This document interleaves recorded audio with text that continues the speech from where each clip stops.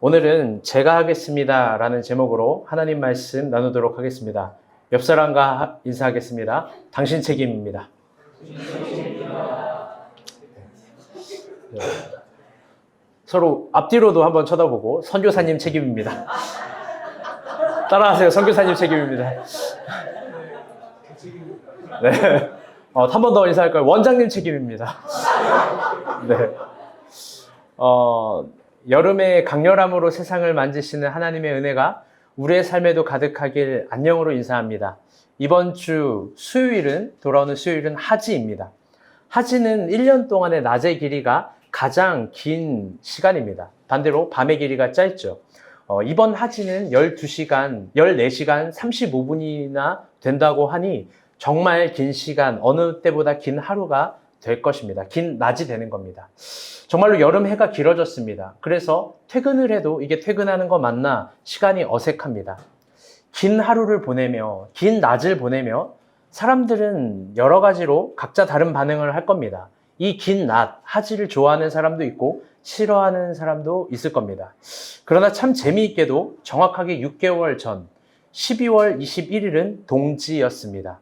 동지는 1년 중에 낮 시간이 가장 짧고 밤 시간이 긴 시간입니다. 신기하게 동지 시간도 14시간 35분이었다라고 합니다. 물론 이건 역시 사람마다 다르게 반응할 겁니다. 긴 밤을 좋아하는 사람도 있고 긴 밤을 싫어하는 수도 있습니다. 그러나 하지와 동지, 여름의 절정과 여름의 시작과 겨울의 시작을 바라보면서 우리가 깨달을 수 있는 지혜가 있습니다. 그건 뭐냐면 하나님이 이 세상을요 한 가지 방식으로만 운행하지 않는다는 겁니다. 하나님이요 이 세상을요 한 가지 방향으로만 절대 다스리는 분이 아닙니다. 우리 사람의 생각은 언제나 미련한지라 한쪽으로만 바라보고 싶어 합니다. 그건 언제나 내가 좋아하는 순간, 내가 기다리던 시간, 내가 편한 관계, 지금의 행복한 이 지점, 우리는 이 지점만, 이 한 면만 영원히 계속되기를 바랍니다. 그러나 하나님은 당신의 존재 외에는 어떤 거에도 영원이라는 단어를 허락하지 않았습니다. 여러분, 사랑도 영원하지 않습니다. 여러분, 크게, 찬이 형 좀 고개를 크게 이렇게 사랑 좀 해보셨나요? 사랑도 영원하지 않습니다. 부모와 자녀의 관계도 영원하지 않습니다. 이 세상에 영원한 건 영원히 하나님 이름밖에 없습니다. 아멘? 어느 날은 해가 길고, 어느 날은 해가 짧습니다. 어느 날은 밤이 길고, 어느 날은 밤이 짧습니다. 어느 날은 무섭도록 무덥고, 어느 날은 매섭도록 춥습니다. 하나님이 이 모든 것들을 영원하지 않게 만드는 걸 보면서 우리는 한 가지를 깨달아야 됩니다. 그건 하나님은 당신의 섭리대로 이 세상을 운영하는 겁니다. 모든 계절을 바라보면 우리는 한 가지 지혜를 습득해야 됩니다. 그건 모든 계절을 이겨내겠다는 자기 관리, 그게 하나님 앞에서 지혜로운 것이 아닙니다. 참된 지혜는 모든 세상을 순환스럽게 곡선으로 만들고 다시 돌아가게 만든 하나님의 창조의 섭리를 이해하는 겁니다. 고난이 있을 때 기억해야 됩니다. 섭리가 있다라는 걸. 섭리는 고난의 입구이자 고난의 출구입니다. 여하튼 더운 날이 본격적으로 시작됩니다. 이번 주부터는 30도부터 35도까지 오른다고 하니 건강에 유념하기를 바랍니다. 더 나아가 이럴 때마다 제가 자주 하는 이야기지만 더위를 참고 밖에서 노동하시는 분들에 대한 일단의 존경과 일단의 사랑을 표현하시기를 바랍니다. 그분들이 고생하시고 수고하시기 때문에 어쩌면 우리는 안에서 쉬는지도 모릅니다. 무엇보다 더위를 주신 하나님의 섭리를 깊게 이해합시다. 우리의 고난은 고난 자체로 끝나는 것이 아니라 섭리를 만날 때 고난의 의미가 해석됩니다. 한 주 동안 여러 가지 일들이 있었습니다. 특별히 선교사들이 초청이 되어서 해외 일만 나열합니다. 보통은 저희가 한 주 동안 있었던 국내외 사회의 이야기를 합니다. 캐나다 동부 지역에서 발생한 400여 건의 산불로 우리나라 면적의 40%에 해당하는 산불이 탔다고 합니다. 캐나다에. 그로 인해서 미국 동북부 지역은 오렌지 연기로 가득 찼고 호흡경보가 발령됐습니다. 우크라이나 다목적댐 노바카우댐이 전쟁으로 폭발됐습니다. 그로 인해서 드로이 강이 범람했고 그 강에 살던 생태계가 크게 위협받습니다. 이 무서운 사실은 그로 인해서 150톤이 되는 기름이 유출돼서 땅을 오염하고 전쟁 중에 지뢰밭이 흘러들어서 농부 40명이 사망했다고 합니다. 무서운 일입니다. 이 모두 한 주 동안 있었던 일입니다. 여름의 하지, 그 태양을 괴로워하면서 평범한 우리의 삶도 고난스럽지만 여러분 전 세계는 신음하고 있었다라는 것 잊지 맙시다. 그러니 6월 여름 우리 개인을 위한 기도보다는 평화를 위한 기도도 멈추지 않는 우리가 본 교회가 되길 바랍니다. 아멘. 이번 주 큐티도 로마서였습니다. 다들 어떠셨는지요? 지난번에도 이야기했지만 바울 서신은요, 일반론이 없습니다. 특수론입니다. 모든 걸 특수하게 특별하게 대화합니다. 바울은 교회를 일반화하지 않고 성도를 일반화하지 않습니다. 교회의 문제가 성도의 문제를 일반화하지 않습니다. 말씀 보고 기도하고 예배드리면 끝이다 라는 일방적인 관점으로 모든 걸 해석하지 않고 모든 것에 대답을 주지도 않습니다. 오히려 바울 서신을 보면 각 교회마다 특수한 상황과 갈등과 문제들을 하나씩 펼쳐놓고 대화하고 대결합니다. 모든 교회의 주제가 다르고 모든 교회의 문제가 다릅니다. 그게 바울 서신의 위대함인 거죠. 그 위대한 대결과 대화들이 바로 바울의 교리이자 신학이자 철학입니다. 그렇기 때문에 바울의 교리와 신학과 철학은 굉장히 날카롭습니다. 그런데 바울 서신에는요, 또 하나의 분문율 같은 공식이 있는데 언제나 이 철학과 신학과 이 교리가 날카롭게 있는 이게 바울 서신의 중반부까지 클라이막스로 쭉쭉쭉 가다가 결론은 모두 다 윤리적인 도덕적인 권면들로 정리된다는 점입니다. 이게 참 재미있습니다. 모든 바울 서신 13개가 동일합니다. 어쩌면 바울이 생각했던 아름다운 교회는 윤리와 도덕을 무시하는 공동체가 아니라 자신만의 교리와 신학과 철학을 투영하는 공동체가 아니라 이 세상과 대화하려고 했던 그런 최소한의 모습이 있는 거 아닌가. 저는 바울 서신을 이번에 다시 묵상하면서 이해했습니다. 더 나아가 그리스도인들의 교리, 신학, 철학 이 모든 것들도 보편적인 윤리와 도덕들 이 안에서 우리는 대화할 수 있어야 되고 증명할 수 있어야 되고 증검할 수 있어야 되는 겁니다. 물론 여러분 오해하지 않기를 바랍니다. 교회의 목표도 한 개인의 신앙의 목표도 윤리와 도덕은 아닙니다. 그런데 기독교가 어느덧 신앙이라는 이름으로 신의 이름으로 세상의 도덕과 윤리를 사뿐히 들여밟은 건 아닌지 우리 한번 고민해 봐야 하는 겁니다. 그래서 바울의 서신들이 요즘 더 귀하게 여겨집니다. 그럼 바울 서신들은 모든 서신서에서 아주 정확하게 문법으로 강력하게 비판하는 것이 있습니다. 그게 뭐냐면요. 애기들 소리에 집중하지 마시고 또 벌써 인상을 쓰기 시작했어요. 괜찮아요? 바울이 모든 강력한 문법을 가지고 비판하는 게 있는데요. 우리 따라해 볼까요? 피안의 세계관을 상당히 비판합니다. 지금 이 순간을 외면하게 하는 피안의 향수를 그 소망의 언덕으로 이야기하지 않습니다. 소망을 망상의 문법으로 절대 말하지 않습니다. 깊게 한번 생각해 봅시다. 바울은 고난을 피하거나 배고픔을 피하거나 죽음을 피하지 않습니다. 바울은 외로움을 피하지 않고 자기 안에 들어오는 모든 괴로운 것들을 다 받아내고 모든 조건들을 사랑한 겁니다. 하늘의 소망을 문법을 갖고 있는 사람이 어떤 삶을 살아가는지 우리는 바울을 통해서 배울 수 있습니다. 그는 자기 앞에 주어지는 걸 몸부림으로 사랑한 겁니다. 오늘 본문은 그런 바울 신학의 정점이 있는 로마서 11장입니다. 로마서 11장이 정점인 이유는요. 로마서의 특수성을 담은 바울의 날카로운 교리, 신학, 철학이 클라이막스면서 동시에 로마서 12장부터 아까 이야기한 도덕적인, 윤리적인 권면들이 시작됩니다. 그래서 로마서 11장은 그가 말하고자 하는 핵심 교리, 핵심 신학, 핵심 철학의 절정에 있는 겁니다. 그게 오늘 우리 일요일 큐티 본문입니다. 우리 1절 말씀 한번 읽어보도록 합시다. 시작.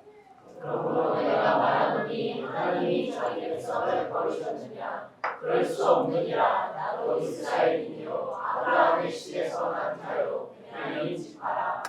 아멘. 오늘 본문의 시작이 참 재미있습니다. 그러므로 내가 말한다. 우리가 3주 연속 바울에 쓰는 언어와 그 언어의 특수적인 문법에 대해서 우리는 큐티를 하면서 살펴보고 있습니다. 그는 희한하게 법적인 용어로 회란 편지를 씁니다. 굉장히 독특하고 특별한 겁니다. 우리가 국어로 성경 볼 때 이게 무슨 법의 용어인가 하겠지만 비교적 문법이 16가지 시제로 정확한 이 로마 문법, 헬라어로 보면 이건 정확한 법적 단어와 용어들입니다. 가장 자주 쓰는 단어가 지난주에도 얘기했지만 로기조마이라는 단어입니다. 모든 것들을 비교하고 모든 자료를 검토하고 나서 바울은 결론적으로 이야기하는 습관이 있습니다. 법의 판결을 내릴 때 로기조마이를 쓰는 겁니다. 그런데요, 오늘 본문에 시작하는 이 그러므로라는 단어는요, 진짜 특수한 단어입니다. 바울의 13가지 서신서 중에 유일하게 로마서 11장에만 있는 한 단어입니다. 그게 뭐냐면요, 왜 안 보이지, 이게? 죄송해요. 레고운이라는 단어입니다. 레고운. 이게 무슨 뜻이냐면요, 국어로 표현할 땐 그러므로가 맞아요. 그런데 레고운은 정확한 법적 판사의 판결 용어인데요. 뭐냐면은 반문 확증 법 용어입니다. 뭐냐면요, 확증 반문법. 무언가를 확실하게 말하기 위해서 법원의 판사는 거꾸로 역추하고 반문으로 대화를 하는 겁니다. 이게 맞죠? 이게 틀리죠? 그러면서 거꾸로 반문으로 이야기하는 확증 용어가 확증 반문법입니다. 이 레고운이 확증 반문법이에요. 즉 바울은 아주 확실하기 때문에 반대로 이야기하는 겁니다. 아주 확실한 결론을 말하기 위해서 반대로 이야기하는 겁니다. 그게 뭐냐? 저 1절에 있는 내용입니다. 그럼 뭐예요? 하나님이 자기 백성을 버리셨을까? 바울은 아주 확실한 반문으로 이렇게 이야기를 합니다. 이 한 장이 로마서 11장의 시작입니다. 그러면 로마서 10장에는 어떤 논쟁이 있었던 겁니다. 그 논쟁은 뭐냐면요, 다들 큐티 하셔서 알겠지만 구원이라는 이 문제가, 구원이라는 이 공간이 선민 사상을 가지고 있는 유대인의 전유물이 아니라고 바울은 계속해서 비교하면서 이야기하는 겁니다. 오히려 그 구원은 하나님의 은혜이자 선물이기 때문에 이방인들에게 갔다라고 바울은 비교해서 이야기해 주는 겁니다. 그게 10장의 내용입니다. 그러므로 11장이 이렇게 시작하는 거예요. 그런데 구원이 이방인에게 갔다고 해서 유대인인 하나님의 백성을 너희를 버리겠느냐?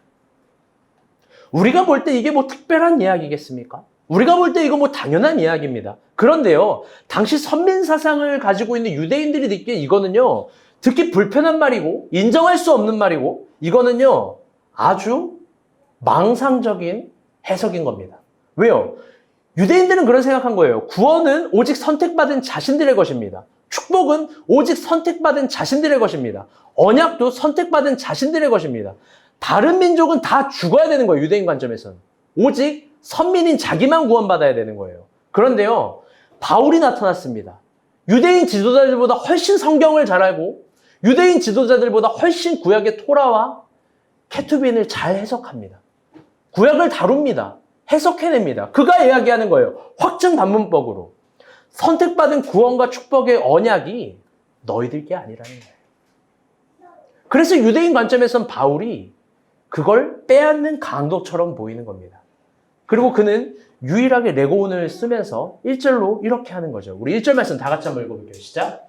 그러므로 내가 말하노니 하나님이 자기 백성을 버리셨느냐? 그럴 수 없느니라. 나도 이스라엘이요 아브라함의 씨의 사람이요 베냐민 지파라. 아멘. 바울은요, 지금 노력하는 중입니다. 구원, 축복, 언약, 이 구약의 3대 주제가 이방인에게 간다고 해서 하나님이 유대인을 버린 게 아니라는 겁니다. 바울은 정말 노력합니다. 저들의 생각이 넓어지길, 저들의 태도가 깊어지길, 저들의 신앙이 새로운 걸 눈뜨길 바울은 노력합니다. 그러면서 저 사람들이 생각하지도 못한 관점으로 성서의 구약의 새로운 이야기를 이야기해 주는데요. 그게 바로 2절부터 4절입니다. 우리 다 같이 한번 읽어봅시다. 시작. 하나님이 그 미리 하신 자기 백성을 버리지 아니하셨나니 너희가 성경이 엘리야를 가리켜 말한 것을 알지 못하느냐?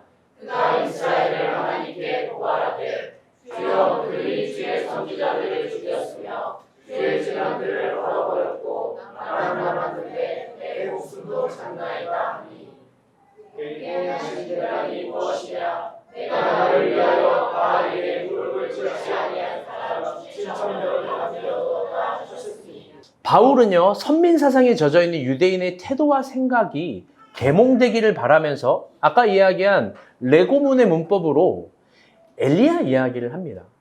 엘리야의 어떤 이야기죠? 우리가 모두 다 아는 이야기입니다. 잘 들어보세요. 엘리야와 바알 선지자가 대결을 하는 겁니다. 그리고 바알의 선지자를 엘리야가 다 죽입니다. 여기까지 좋아요. 이 열왕기상 말씀 다 알죠? 그런데 이세벨이 엘리야를 죽인다고 소문을 내니까 엘리야가 이렇게 얘기했던 거예요. 3절이에요. 3절. 아주 튼튼한 우리 박튼튼 선교사님이 축구하는 마음으로 읽어주세요. 드리블하는 마음으로. 주여 그들이 주의 선지자들을 죽였으며 주의 제단들을 헐어버렸고 나만 남았는데 내 목숨도 찾나이다. 아멘. 이런 얘기를 하는 거예요. 엘리야가. 하나님, 나 억울합니다. 하나님, 나만 노력했습니다. 나만 저들과 대결했습니다. 하나님, 나만 선지자입니다. 나만 남았습니다. 나만. 유일하신 하나님 앞에 감히 나만을 이야기합니다. 우린 모두 다 알고 있습니다. 이게 엘리야의 가장 교만한 태도라는 것을요. 또 가장 무지한 태도라는 것을요. 물론 여러분 잘 들어보세요. 엘리야는요 대단한 선지자입니다. 저 애기들 소리 전혀 신경 안 써도 돼요. 얼마나 은혜 받았으면 저런 회개하는 통일 회개하는 저 아이들의 밥 좀 주세요 누가. 여러분요 엘리야는 대단한 선지자예요. 성경에 그 같은 사람이 없습니다. 어떤 인물도 비교가 불가합니다. 그의 담대함, 그의 열정, 그의 헌신, 그의 기적과 이적들, 구약의 어떤 선지자가 감히 엘리야와 비교를 하겠습니까? 그런데 여러분 잘 보세요. 그 결국이 교만이라면, 그 결국이 그 대단한 걸 가지고 그 결론이 교만이라면 여러분 그건 악취가 나는 겁니다. 미학이 아니라 추학입니다. 그리고 이 세상에는요 그런 결론들이 상당히 많습니다. 그래서 어쩌면 바울은 자신의 모든 서신의 마지막 문법을 도덕적인 윤리적인 태도로 이야기한지 모릅니다. 왜요? 아까도 이야기했지만 날카로운 신학, 철학, 교리들도 결국 태도가 아름답지 않으면 여러분 아무 소용없는 거예요. 지식이 있는 여러분, 열정이 있는 여러분, 신앙이 있는 여러분 잊지 마세요. Manners make man. 번역한즉 매너가 사람을 만드는 거예요. 우리 안에도 그런 모습들이 많이 있습니다. 신앙은 아름다운데 태도가 아름답지 못한 사람이 있습니다. 순수한 신앙을 가지고 있는데 계산적인 사람들도 있습니다. 여러분, 위대한 헌신을 하고 있는데 교만한 사람들이 있습니다. 그들의 문법은 뭐냐? 언제나 나만 했습니다. 나만 남았습니다. 나만 선지자입니다. 태도가 아름답지 못하면, 마지막까지 아름다움을 소유할 수 없다면 여러분 그건 추악입니다. 바울이 보기에 유대인들이 그랬습니다. 구원을 자신들만 점유해야 되는 겁니다. 축복을 자신들만 독점해야 되는 겁니다. 언약은 자신들만의 유산입니다. 그런데 하나님의 대답을 들어볼까요? 4절 5절입니다. 시작. 예배하신 대답이 무엇이냐? 내가 나를 위하여 바알에게 무릎을 꿇지 아니한 사람 300명 넘겨 봤으니 그런 일을 같이 지키고 때로 택하심을 따라 남은 자가 있느니라. 아멘. 하나님의 대답은 이거예요. 과연 너만? 엘리야 정말 너만? 하나님의 반문입니다. 하나님은요 바알에 무릎 꿇지 않은 사람 7,000명 있다는 거예요. 너 하나가 아니라. 물론 이 7,000이 물리적인 숫자 7일 수도 있겠지만 우리가 신학을 아는 입장에서 7이라는 건 완전수예요. 네가 셀 수도 없이 훨씬 더 많은 사람들이 있다는 거예요. 바울도 지금 로마서를 쓰면서 열왕기상 말씀을 인용하면서 이야기합니다. 구원은요 유대인만의 것이 아니라는 거예요. 잘 들으세요. 유대인 너희만 믿음을 지키는 사람이 아니라는 거예요. 너희만 신앙을 보존하기 위해서 애쓰는 사람이 아니라는 거예요. 지금 여기 로마에 남아있는 모든 사람들이 그러하다는 거예요. 심지어 이방인이 너네와 똑같은 온도와 무게감으로 그런다는 거예요. 당시 1세기에 바울 서신이 썼을 때 제가 그래서 2주 전에 바울 서신이 쓴 위치에 대해서 이야기를 했죠. 그래서 중요한 거예요. 그런 유대인이 대표되는 무리가 있습니다. 누구냐면 쿰란 공동체예요. 유대인이 대표되는 경건의 무리들입니다. 이들은요 바리새인들과도 달라요. 이들은요 서기관들 다른 여러 20종파들과 달라요. 쿰란은 진짜 달라요. 이들은요 로마의 핍박 속에서 자신의 신앙을 잘 들어봐요. 모두 다 지킨 대단한 민족, 대단한 공동체예요. 쿰란엔 배교가 없어요. 배교하면 죽으니까.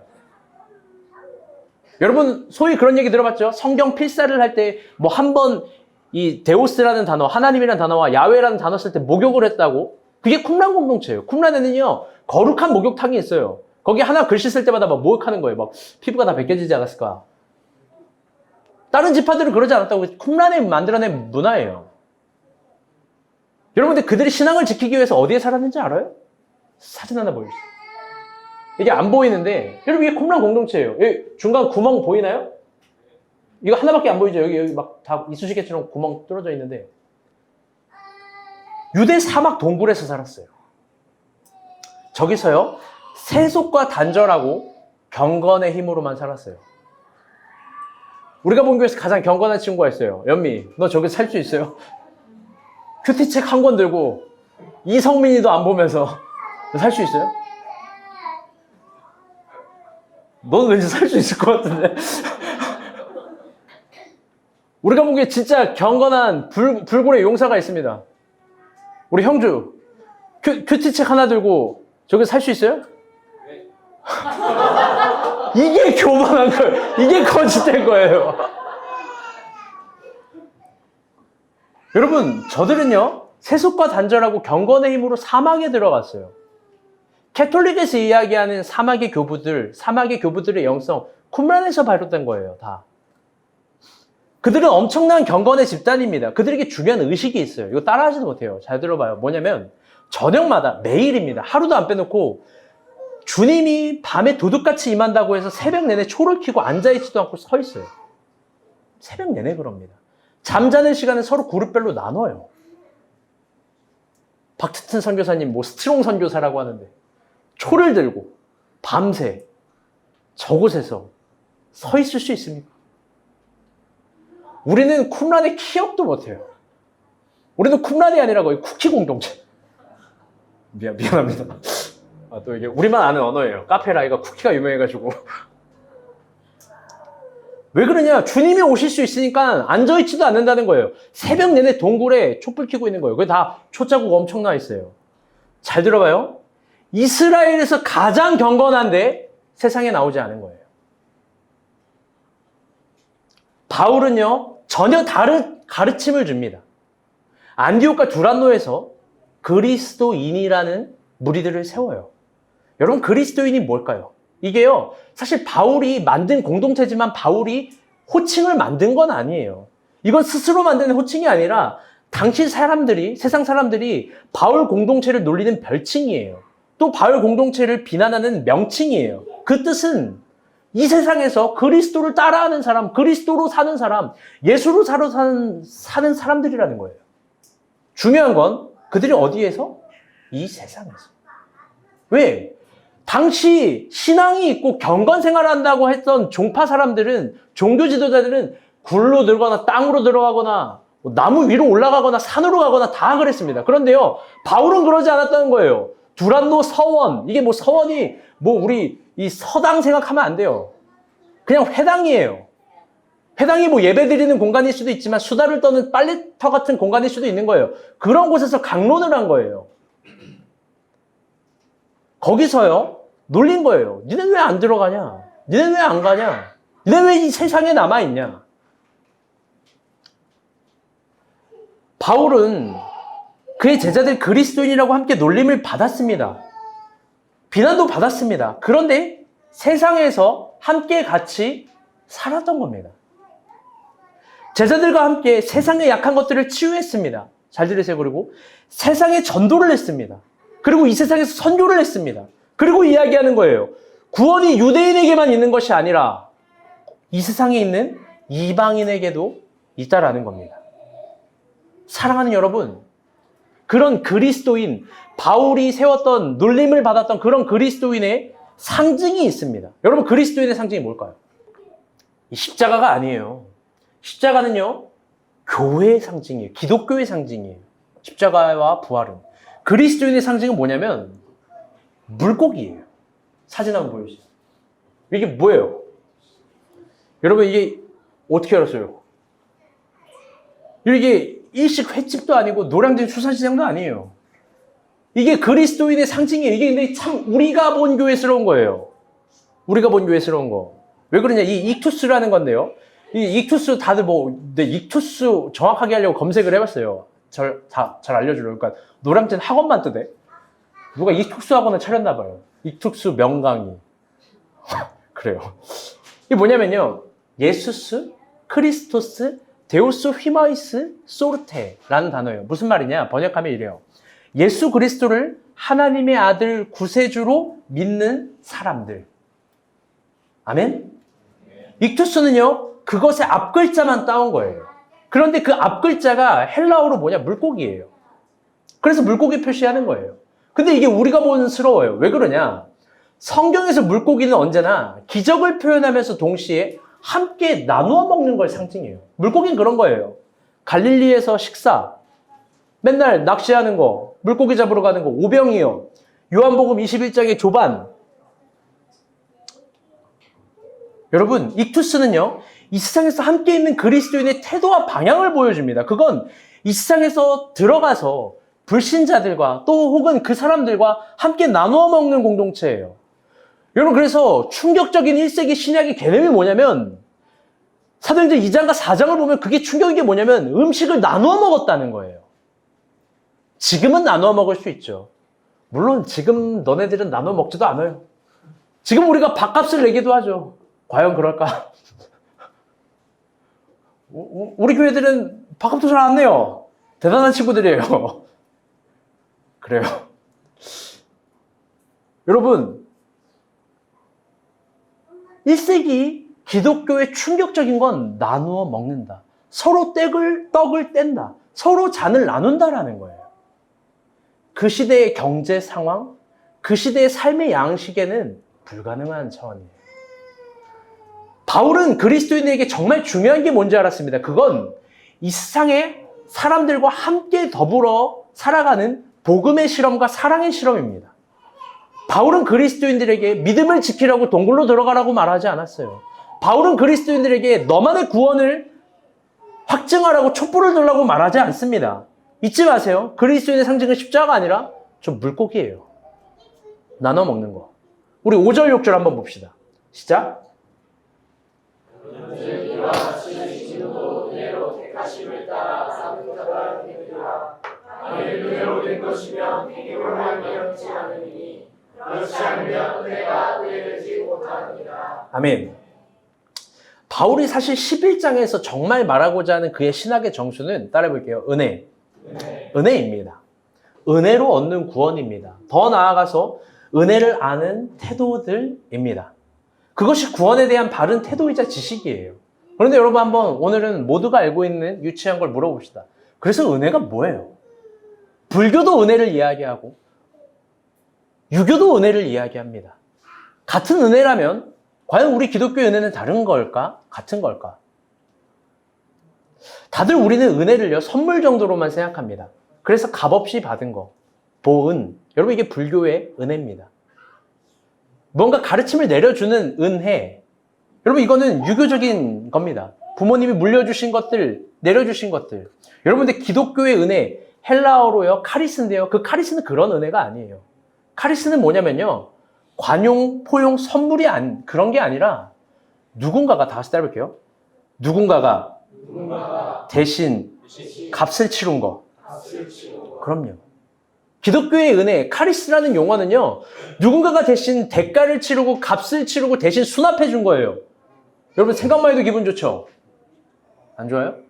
공짜가 아니에요. 대신 누가 값을 치러준 거예요. 그래서 내가 선물처럼 받은 것 뿐이에요. 선물처럼. 그런데 오늘은 질문을 하나 더 깊게 해보도록 합시다. 이 질문이 아마 로마서를 쓰고 있는 바울의 질문일 거고 결국 오늘 본문을 통해서 바울이 이야기하고자 하는 걸 거예요. 그건 뭐냐? 여러분, 그래서 은혜 받은 사람들의 태도, 여러분 그건 뭘까요? 은혜 받은 사람들의 태도. 바울은 그걸 물어보고 있는 거예요. 제가 사지선다형으로 했어요. 한번 맞춰봐요. 머리가 똑똑한 우리 정주희 한번 맞춰봐요. 1번 누린다, 2번 즐긴다, 3번 감사한다, 4번 누리고 즐기고 감사한다. 뭐예요? 4번 틀렸어요. 누린다, 감사한다, 즐긴다. 여러분 이게 은혜의 태도가 아니에요. 은혜의 태도는 뭐냐? 다 같이 따라해볼게요. 보답. 은혜에 보답하기 위해서 내가 무언가 할지 고민하는 거. 그 은혜를 되갚기 위해서 내가 뭘 어떻게 해야 되는지 고민하는 거. 그게 바울 신학의 평생이에요. 하나님이 은혜를 주셨어요. 구원이라는 은혜를 주셨어요. 교회라는 은혜를 주셨어요. 알려줬어요. 그래서 나는 구원을 얻었으니까 안정감 이게 아니라 무언가 보답하려고 끊임없이 노력하는 거예요. 바울의 십자가는 그래서 고민이고 흔적이에요. 은혜를 갚기 위해서 나는 어떤 거를 해야 되는지 골똘히 고민하고 생각하는 거예요. 사랑하는 여러분, 우리는 신앙이 있습니다. 여러분들 뭘 고민해요? 우리가 가진 신앙과 믿음, 여러분 어떤 지점을 고민하는 거예요? 우리는 진정 은혜 받음에 대한 보답을 고민하나요? 하나님은요? 아니요. 적어도 이 로마서를 쓰고 있는 바울은요, 보답을 고민하는 거예요. 여러분 빌립보서를 봐요. 고린도후서 4장을 봐요. 눈물이 절절 나요. 은혜를 보답하기 위해서 그는 몸부림을 하는 거예요. 몸부림. 오늘 이 시간은 한번 고민해 봤으면 좋겠습니다. 우리가 받은 구원이 나만을 위한 태도는 아닌지, 내가 받은 구원이 쿰란 공동체처럼 나 혼자 산다처럼 동굴에 처박혀서 막 촛불이나 켜고 있는 그런 구원의 확증은 아닌지. 여러분 만약에 그것이 구원이고 그것이 구원에 대한 태도라면 여러분 그게 뭐가 그리 아름다운 거겠어요? 나만 구원받은 거면. 오늘 우리가 본 교회는 선교사 훈련생 도님들이 왔습니다. 아직 선교사 안수를 받지 않았죠. 완주하기를 진심으로 축복합니다. 여러분 이 선교사 생도님들 아까 얼굴을 보세요. 우리 박천일 원장님 이미 선교를 몇 년 하셨던 거죠? 21년 차. 이거 얼굴이 전사의 얼굴이에요. 우리 교회들 눈 마주치지 마세요. 왜? 선교 나갈까 내가 두려워. 원장님이 딱 너 앞에 앉아있네. 너 필리핀 막 이럴까봐 난 두렵다고.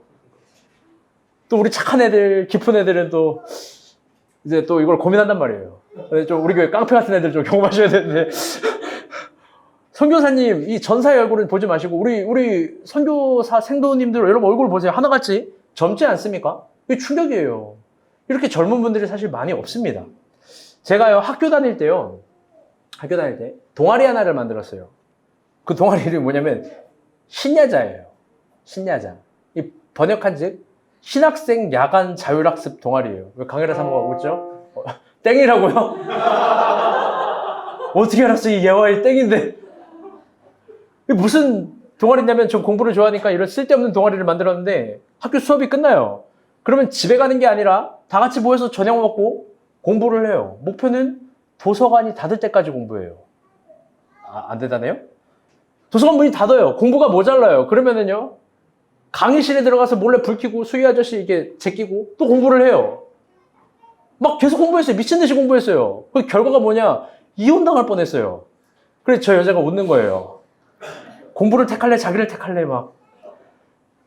근데 여러분 그 중에 한 명의 멤버가 있어요. 그게 누구냐면 저 김선아 선교사예요. 태국 간다는 피부가 하얀. 저 친구는 그게 어울려요. 도서관에 앉아서 공부하는 거. 제가 3년 내내 같이 있었지만 말 한마디를 들어보거나 해준 적이 없던 것 같아요. 나 이번에 처음 알았어. 말을 할 수 있는 아이라는 걸. 저 걸음이 느린 아이가 말도 할 수 있다라는 걸. 여러분들 선교를 간대요. 태국을 희망한대요. 여러분 대단하지 않아요? 대단해요. 여러분 김용구 이재현 선교사님은요. 둘만 가면 되는데 애들도 데리고 가요. 아이가 2명이 있어요. 여러분 저 아이들 제가 좀 알아요. 같이 우리 뭐 기즈카페도 가고 뭐 남천동도 가고 뭐 다 했어요. 김민수처럼 조용한 어린아이가 아니에요. 막강한 아이들이 거의 박하은급이에요. 어느 정도인지 아시겠죠? 아까도 포스가 있잖아요. 막 선교사 훈련 촬영하는데 혼자 뻥튀기 뜯어 먹으면서 저런 깡통가 있어야 되는 거예요. 여러분들 파라과이를 간대요.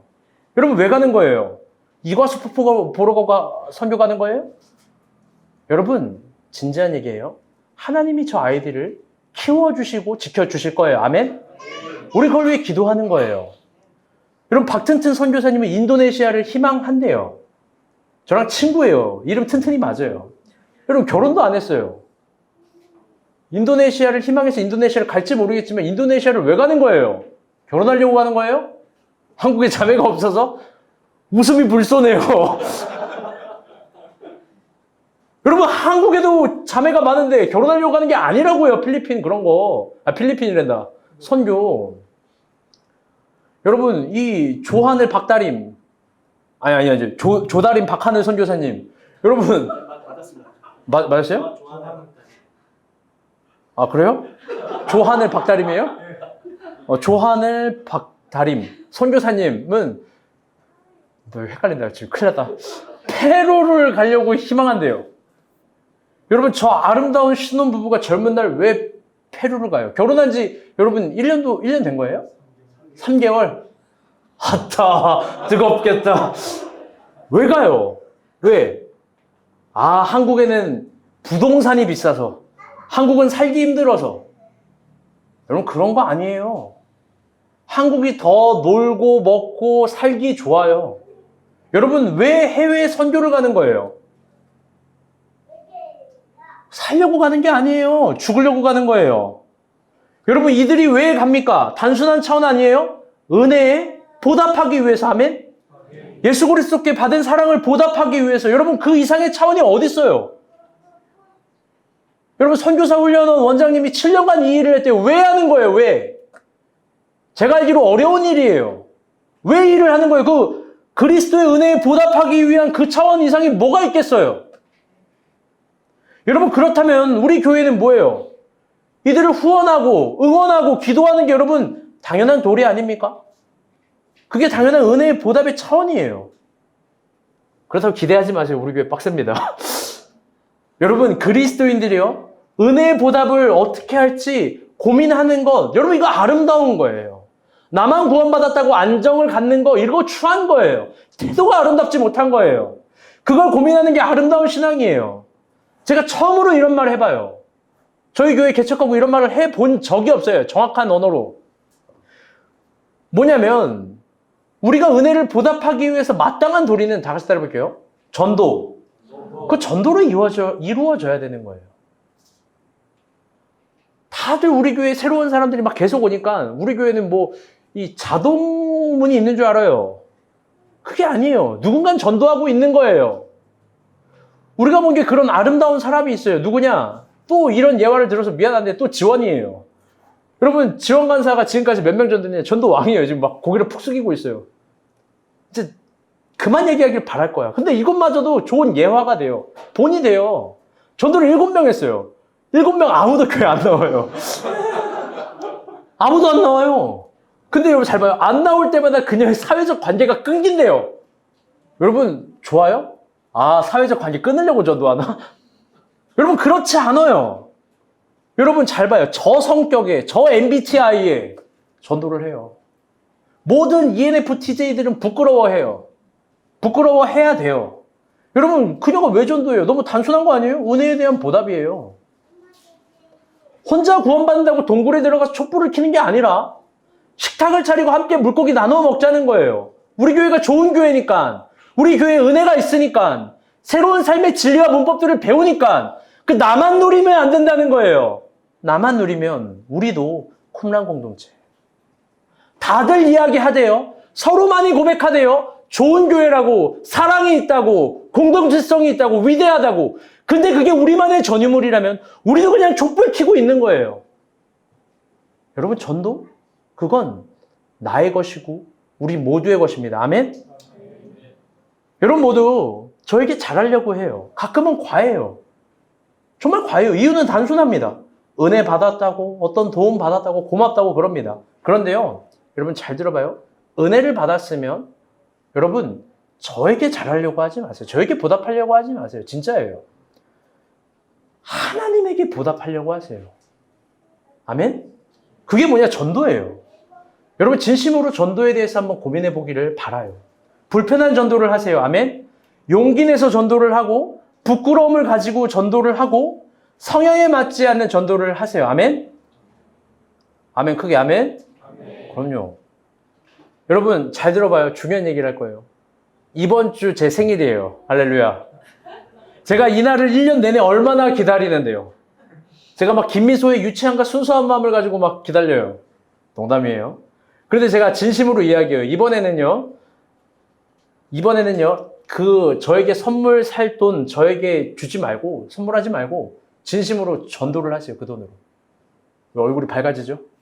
진심으로 그 돈으로 저에게 선물하지 말고 전도를 하세요. 진심이에요. 그런데 제가 단 기억은 할 거예요. 누가 전도사님 말에 그렇게 순종을 잘하는지 제가 기억은 할 겁니다. 여러분 동일하게 김찬희 성도의 생일이죠. 찬희한테는 선물을 주시고 어쨌든 그래요.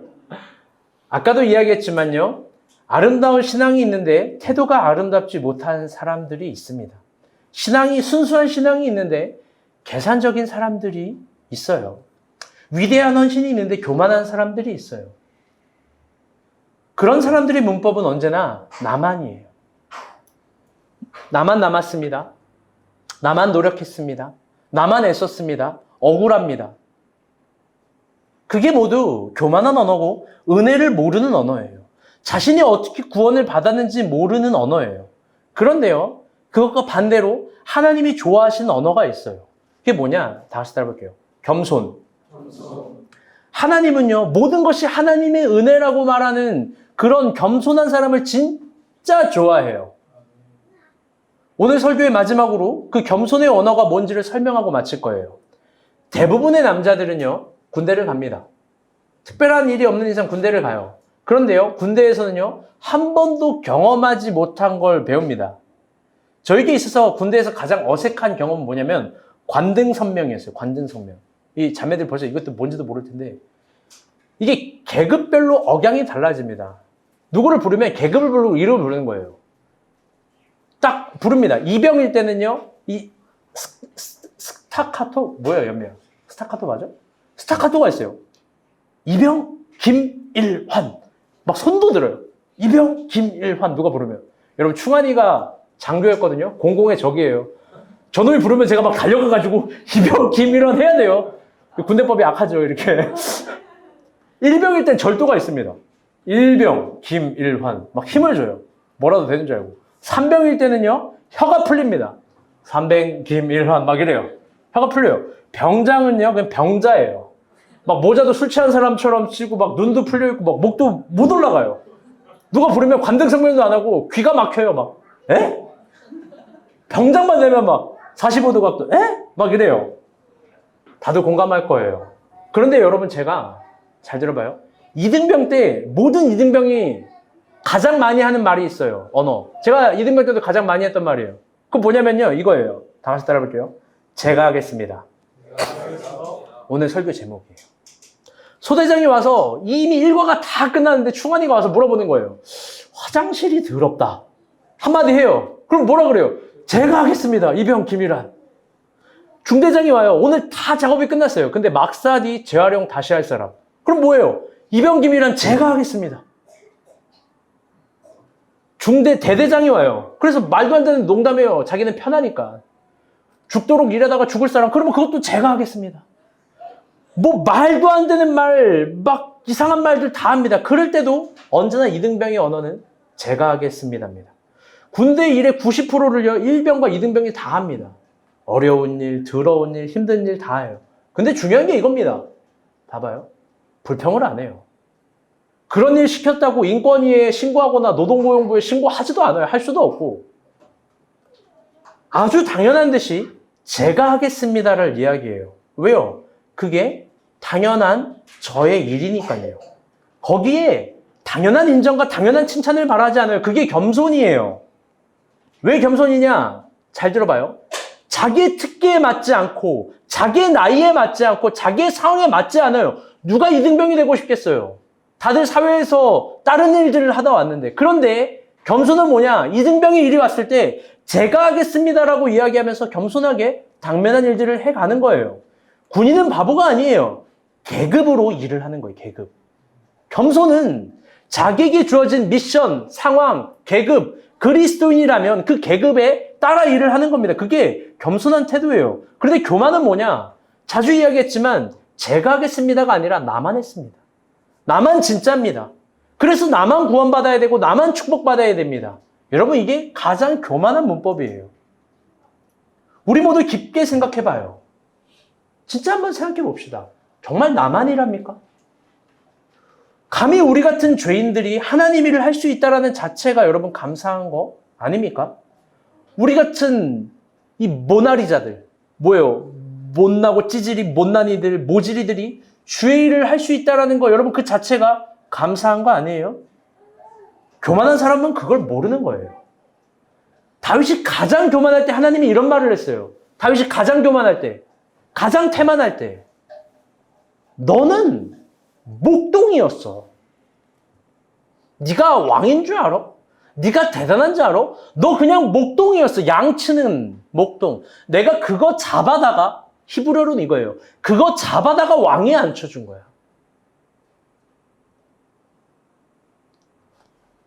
사랑하는 여러분, 어쩌면 바울은 유대인들에게 그런 교만한 태도와 언어들을 책망하려 로마서의 은혜를 말하려고 하는 거예요. 사랑하는 여러분, 그리고 선교사 훈련생 여러분, 우리는 그리스도인으로서 앞으로 많은 일들을 해야 합니다.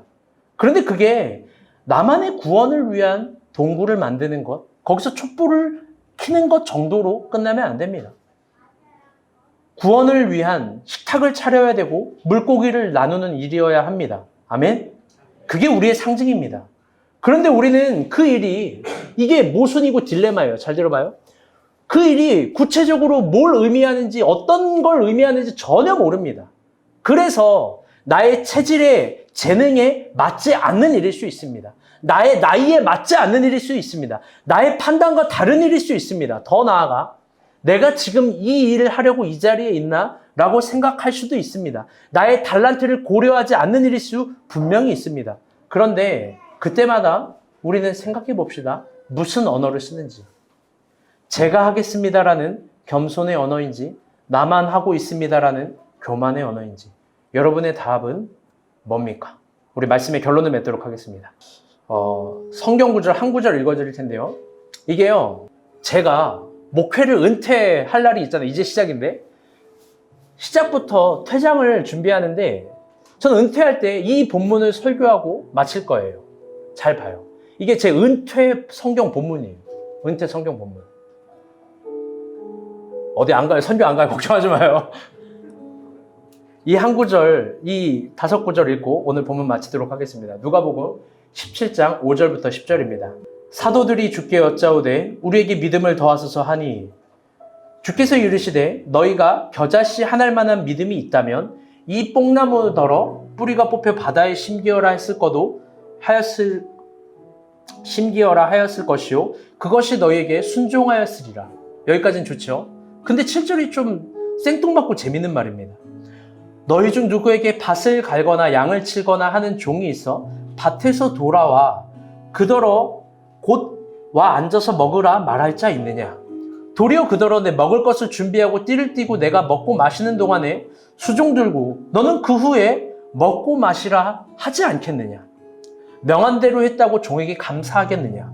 이와 같이 너희도 명령을 받은 것을 다 행한 후에 이르기를 우리는 무익한 종이라. 우리가 해야 할 일을 했던 것뿐이라 할지니라. 아멘. 여러분, 이게 우리의 태도여야 합니다. 우리는 무익한 종이에요. 그냥 명령받은 거 하는 거예요. 명령받은 거 했다고 감사할 주인은 없습니다. 우리의 고생하는 거, 우리 애쓰는 거, 우리의 노력하는 거, 그거 주인이 알아주시면 그걸로 끝입니다. 그때마다 제가 하겠습니다를 외치는 이등병 같은 우리 모두가 되었으면 좋겠습니다. 아멘.